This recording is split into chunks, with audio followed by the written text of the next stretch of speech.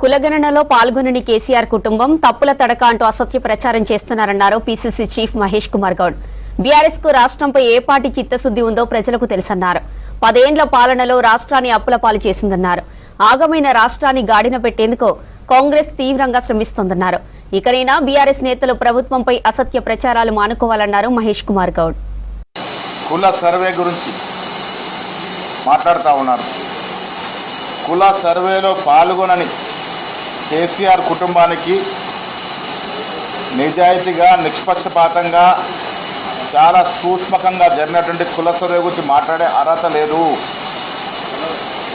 వాళ్లకు బీసీల పట్ల చిత్తశుద్ధి లేదు కాబట్టి గత 10 ఏళ్లలో ఎప్పుడు కూడా బీసీల యొక్క అభ్యున్నతి కొరకు బీసీలకు రావాల్సిన రాజకీయ ఇతర ఫలితాల గురించి ఫలాల గురించి ఎప్పుడు కూడా మాట్లాడిన పాపాన పోలేదు.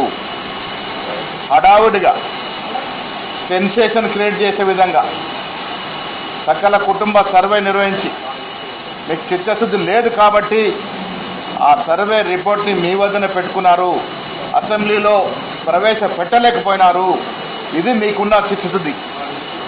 అడుగడుగున 10 ఏళ్లలో బీసీని అన్ని విధాలుగా అనగదొక్కినటువంటి బీఆర్ఎస్ నాయకులకి ఇవాళ బీసీల గురించి మాట్లాడే కనీస అర్హత లేదు. ఆనాడు చేయలేకపోయినారు.